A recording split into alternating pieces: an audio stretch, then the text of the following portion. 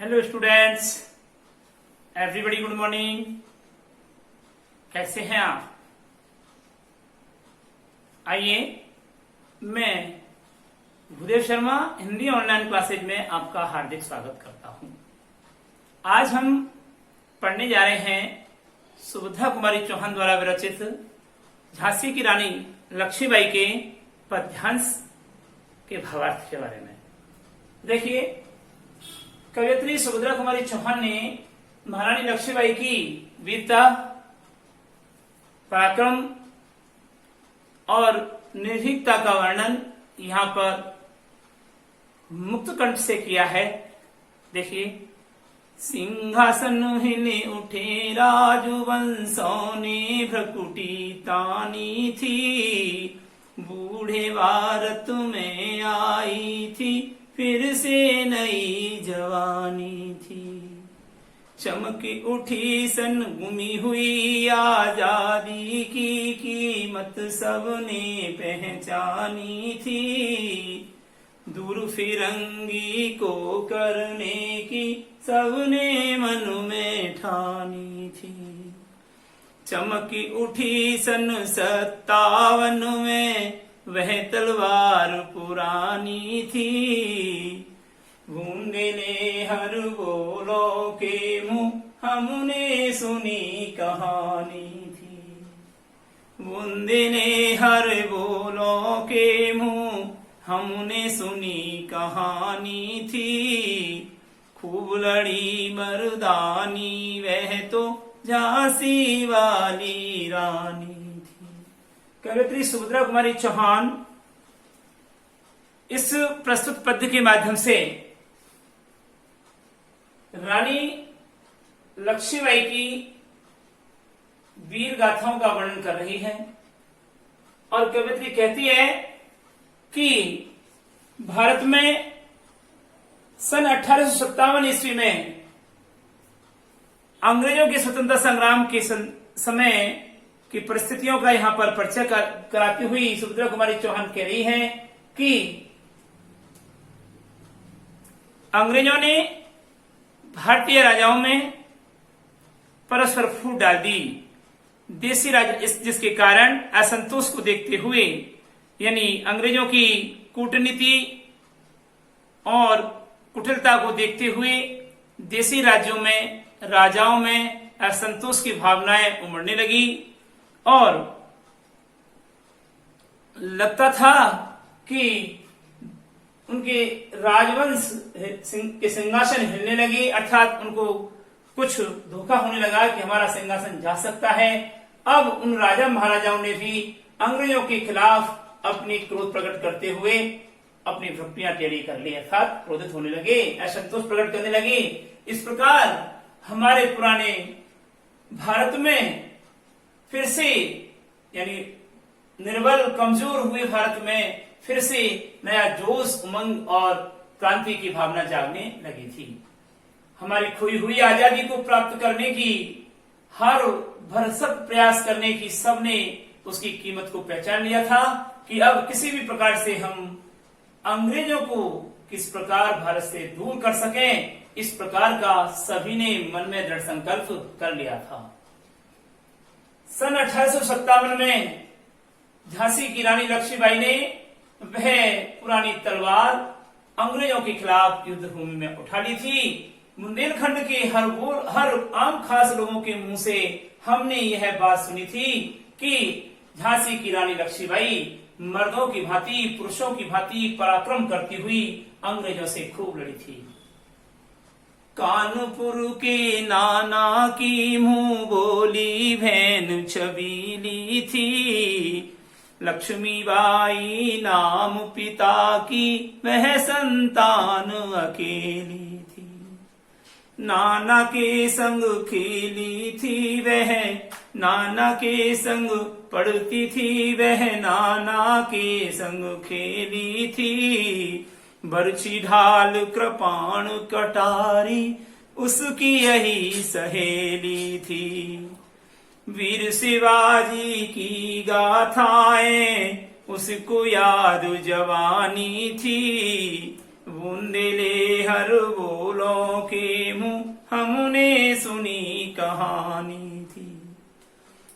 बुंदेले हर बोलों के हूँ हमने सुनी कहानी थी, खूब लड़ी मर्दानी वह तो झांसी वाली रानी थी।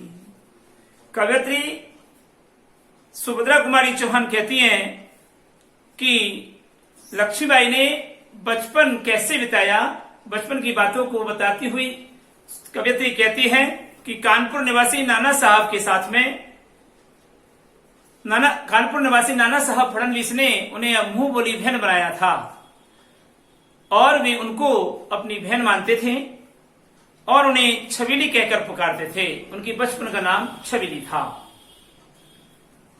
उसका नाम लक्ष्मीबाई था और वह अपने पिता की इकलौती संतान थी। लक्ष्मीबाई का पढ़ना और खेलना नाना साहब के साथ ही हुआ। बर्छी, ढाल, तलवार, कटारी, ये सब शस्त्र उनकी सहेलियों के समान सदैव उनके साथ रहते थे। वीर शिवाजी की कहानियां, वीर गाथाएं, वीर कथाएं महारानी लक्ष्मीबाई को या छबीली को मुंह जवानी याद थी, बचपन में ही मुंह जवानी याद थी। कवयित्री सुभद्रा कुमारी चौहान कहती है कि बुंदेलों और हरबोलों के मुख से हमने रानी की वीरता की कहानी सुनी है कि वह महाराज झांसी की रानी लक्ष्मीबाई अंग्रेजों के साथ वीरता पूर्वक पुरुषों की भांति युद्ध करती हुई लड़ी थी। अगला है, लक्ष्मी थी या दुर्गा थी वह स्वयं वीरता की, लक्ष्मी थी या दुर्गा थी वह स्वयं वीरता की अवतार। लक्ष्मी थी या दुर्गा थी वह स्वयं वीरता की अवतार। देख मराठे पुलकित होते उसकी तलवारों के वार। नकली व्यू की रचना करना। नकली व्यू युद्ध की रचना और खेलना खूब शिकार। सैन्य घेरना, दुर्ग तोड़ना, ये थे उनके प्रिय खिलवाड़। महाराष्ट्र कुल देवी उसकी भी आराध्य भवानी थी। बूंदेले हर बोलों के मुंह हमने सुनी कहानी थी। क्या लक्ष्मी थी या दुर्गा थी वह स्वयं वीरता का अवतार। देख मराठे पुलकित होते थे उसकी तलवारों के वार। नकली युद्ध की रचना और खेलना खूब शिकार। सैन्य घेरना, दुर्ग तोड़ना, ये थे उसके प्रिय खिलवाड़। महाराष्ट्र कुल देवी उसकी भी आराध्य भवानी थी। बुंदेले हर बोलों के मुंह हमने सुनी कहानी थी। बुंदेले हर बोलों के मुंह हमने सुनी कहानी थी। खूब लड़ी मर्दानी वह तो झांसी वाली रानी थी। कवयित्री सुभद्रा कुमारी चौहान कहती हैं कि महारानी लक्ष्मीबाई युवावस्था में कभी लक्ष्मी की भांति, कभी दुर्गा, तो कभी साक्षात वीरता का अवतार प्रतीत होती थी कि साक्षात लक्ष्मी थी या दुर्गा थी। कभी है बचपन में लक्ष्मी की भांति, तो कभी दुर्गा की भांति, तो कभी स्वयं वीरता का अवतार की तरह प्रतीत होती थी। मराठे लोग उसकी तलवारों के वारों को देख करके बड़े ही आनंदित हुआ करते थे। बचपन में महारानी लक्ष्मीबाई किशोरावस्था से युवावस्था में जब पहुंची तो नकली युद्ध करना, व्यूह की रचना करना और खूब शिकार करना, ये उनके खेल हुआ करते थे। सेना को घेरना, दुर्ग को तोड़ना, ये उसके प्रिय खेल और खिलौने हुआ करते थे। इस लक्ष्मी महाराष्ट्र कुल की देवी माँ भवानी भी लक्ष्मीबाई की आराध्य भवानी थी, अर्थात कुल देवी थी। इस प्रकार से बुंदेलखंड के हर खास आम लोगों के मुंह से हमने यह सुना था कि वह झांसी की रानी लक्ष्मीबाई पुरुषों की भांति पराक्रम दिखाती हुई अंग्रेजों के साथ में खूब युद्ध लड़ी थी। अब आगे देखिए। हुई वीरता की वैभव के साथ सगाई झांसी में, ब्याह हुआ रानी बन आई लक्ष्मीबाई झांसी में। हुई वीरता की वैभव के साथ सगाई झांसी में, ब्याह हुआ रानी बन आई लक्ष्मीबाई झांसी में।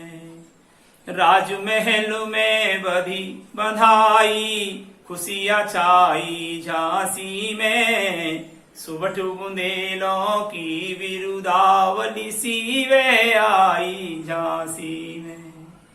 चित्रा ने अर्जुन को पाया शिव से मिली भवानी थी, खूब लड़ी बुंदेले हर बोलों के मुंह हमने सुनी कहानी थी।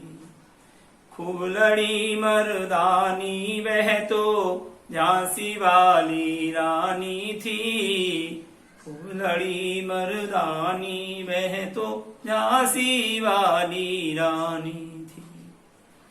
हुई वीरता की वैभव के साथ सगाई झांसी में। कवियत्री कहती है कि ऐसी पराक्रम और वीरता से संपन्न वीर लक्ष्मीबाई की सगाई वैभव संपन्नता के साथ वैभव संपन्नता से परिपूर्ण झांसी के राजकुमार के साथ संपन्न हुई और समय अनुकूल उनका विवाह हो गया। विवाह के बाद झांसी में रानी की भांति लक्ष्मीबाई रानी बनकर के झांसी में आई। रानी बनकर के जब रानी लक्ष्मीबाई आई तो राजमहल में बधाइयां बजने लगी, खुशियां छाने लगी और प्रसन्नता का माहौल झांसी में बन गया। और महान वीर पराक्रमी योद्धाओं की बिरुदावली सी भीड़ सी झांसी में एकत्रित होने लगी। कवियत्री कहती है कि जिस प्रकार चित्रंगदा ने, अब चित्रंगदा कौन थी? चित्रंगदा कृष्ण की बहन सुभद्रा का नाम है, जो अर्जुन की पत्नी थी, अभिमन्यु की माता थी। पुराणों में उसको चित्रंगदा कहा है। तो चित्रा ने अर्जुन को पाया शिव से मिली भवानी थी। जिस प्रकार चित्रंगदा ने अर्जुन को प्राप्त किया और भवानी माता पार्वती ने शिव जी को प्राप्त किया, ठीक उसी प्रकार वैभव संपन्नता से परिपूर्ण वीर लक्ष्मीबाई ने वैभव संपन्नता से परिपूर्ण राजकुमार को अपने पति के रूप में प्राप्त कर लिया। बुंदेलखंड के हर खास आम लोगों के मुंह से हमने यह सुना था कि झांसी की रानी लक्ष्मीबाई पुरुषों की भांति पराक्रम दिखाती हुई अंग्रेजों के साथ खूब युद्ध लड़ी थी। आगे बढ़ते हैं। उदित हुआ सौभाग्य मुदित महलों में उजियाली छाई, किंतु काल गति चुपके काली घटा घेर लाई। तीर चलाने वाले कर में उसे चूड़ियां कब भाई, रानी विधवा हुई हाय विधि को भी नहीं दया आई। निसंतान मरे राजा जी रानी शोक समानी थी, बुंदेले हर बोलों के मुंह हमने सुनी कहानी थी। बुंदेले हर बोलों के मुंह हमने सुनी कहानी थी, खूब लड़ी मर्दानी वह तो झांसी वाली रानी थी। कवियत्री कहती है कि देखिए, अब झांसी में सौभाग्य का उदय होने लगा। महलों में प्रसन्नता और खुशियां छाने लगी और प्रसन्नता का उजाला फैलने लगा। किंतु यह खुशियां ज्यादा दिनों तक नहीं रही, किंतु समय की गति को कोई नहीं रोक पाया है। चुपके चुपके वह समय की गति धीरे धीरे महल में काली घटाओं को घेर करके ले आई, अर्थात अपयश अपशकुन लेकर के आने लगी। भला तीर चलाने वाली वीरांगना के हाथों में चूड़ियां कब शोभा पा सकती हैं? हाय, वह रानी विधवा हो गई और यह विधाता को उस भोली भाली रानी पर भी दया, लेश मात्र भी दया नहीं आई। यहां विधाता को कोसते हुए कवयित्री कहती है कि रानी ने अभी हाथों की मेहंदी ही रानी की नहीं छूटी थी कि वह विधवा हो गई। ऐसे में राजकुमार का देहांत हो गया और अब कोई भी झांसी का वारिस नहीं रहा। निसंतान मरे राजा जी। अब राजा, झांसी के राजा निसंतान मरे, उनकी कोई संतान नहीं थी। अतः रानी गहरे शोक में डूब गई और उसे बड़ा ही आघात लगा। इस प्रकार की कहानी हमने बुंदेलखंड के हर खास आम लोगों के मुंह से सुनी थी कि वह झांसी की रानी लक्ष्मीबाई अंग्रेजों के साथ पराक्रम दिखाती हुई पुरुषों की भांति खूब युद्ध लड़ी थी। तो ये था। इसके बाद में और है एक पद कि बुझा दीप झांसी का तब डलहो जी मन में हर्षाया, राज हड़प करने का उसने यह अच्छा अवसर पाया। फौरन फौज भेज दुर्ग पर अपना झंडा फहराया, लावारिस का वारिस बनकर ब्रिटिश राज झांसी आया। अश्रुपूर्ण रानी ने देखा झांसी हुई वीरानी थी, बूंदेले हर बोलों के मुंह हमने सुनी कहानी थी। बूंदेले हर बोलों के मुंह हमने सुनी कहानी थी, खूब लड़ी मर्दानी वह तो झांसी वाली रानी थी। कवयित्री सुभद्रा कुमारी चौहान कहती है कि अब झांसी का दीपक बुझ गया। अब झांसी के महलों में राजकुमार या राजा के मृत्यु के बाद अब कोई भी वारिस झांसी का राज सिंहासन का कोई भी उत्तराधिकारी नहीं रहा, क्योंकि राजा निसंतान मरे थे। इसलिए बुझा दीप झांसी का तब डलहौजी मन में हर्ष आया। डलहौजी कौन था? ये भारत में अंग्रेजी शासक डलहौजी का शासन था और डलहौजी बड़ा प्रसन्न हुआ, क्योंकि उसके कानून के अनुसार देशी राजाओं को जब कोई राजा मर जाता है और उसका कोई वारिस नहीं होता तो वह अंग्रेज सरकार उस पर अधिकार कर लेती और अपना आधिपत्य जमाती हुई झंडा अपना फहराने लगती थी। तो ऐसा ही अब हुआ झांसी के साथ कि झांसी में अब कोई भी वारिस नहीं था। इसलिए डलहौजी ने तुरंत सेना को भेज करके झांसी पर कब्जा कर लिया, झांसी का सिंहासन हथिया लिया और अपना झंडा फहरा दिया किले पर।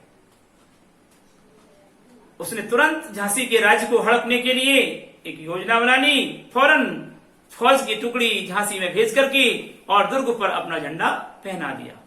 इस प्रकार लावारिस हुई झांसी को अब अंग्रेज के वारिस के रूप में मिल गए, डलहौजी वारिस के रूप में मिल गए और ब्रिटिश राज झांसी में छा गया और झांसी में अब ब्रिटिश राज यानी अंग्रेजों का राज आ गया।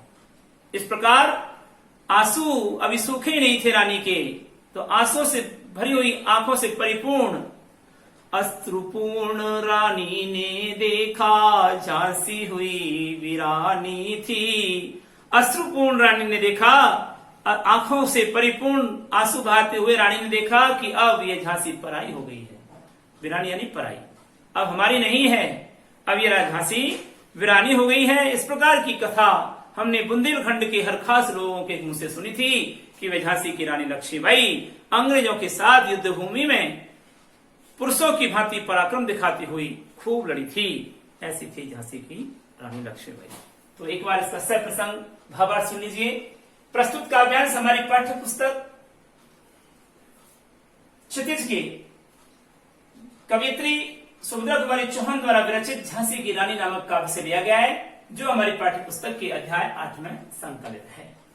प्रस्तुत काव्यांश में रानी की पराक्रमता और भारतीय स्वतंत्रता संग्राम की विशिष्टताओं का वर्णन करते हुए कवियत्री कहती है कि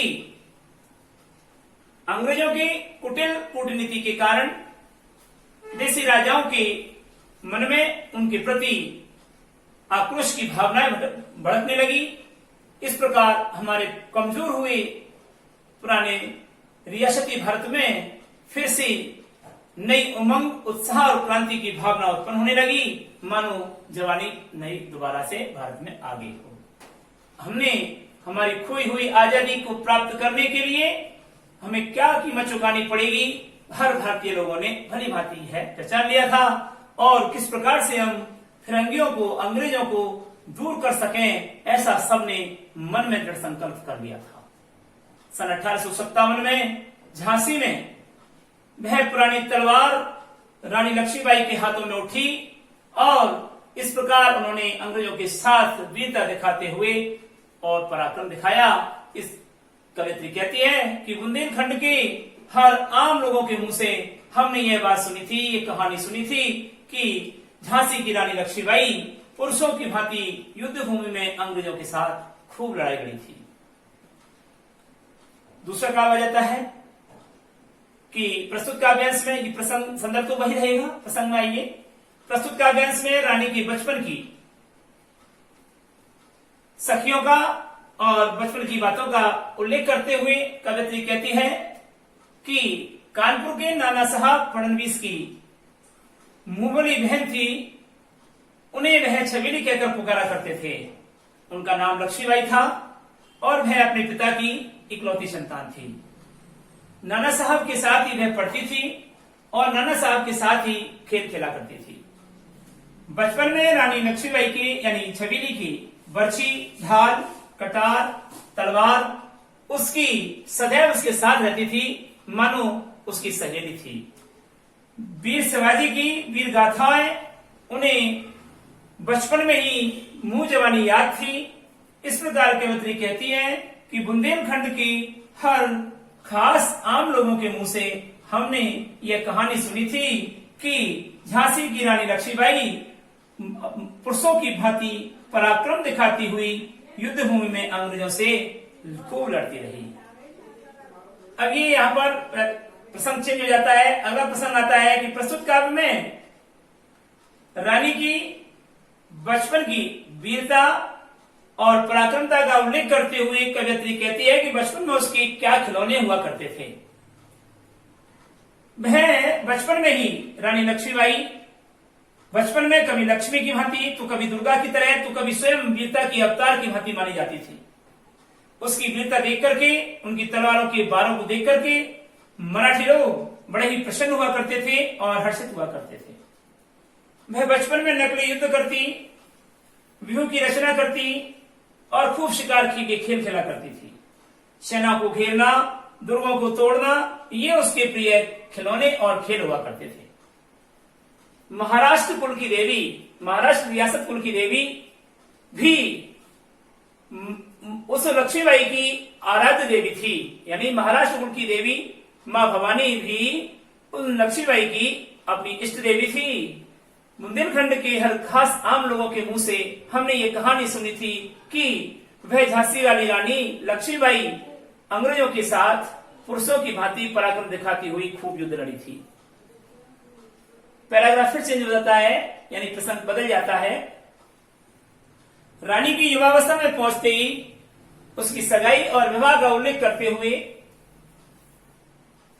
उसकी तुलना सुभद्रा और पार्वती से किस प्रकार से कवियत्री ने की है, इसका उल्लेख किया है कि अब युवावस्था में पहुंचते ही रानी की वीरता का वैभव संपन्नता के साथ सगाई होने लगी, अर्थात झांसी के राजकुमार की वैभव संपन्नता के से युक्त और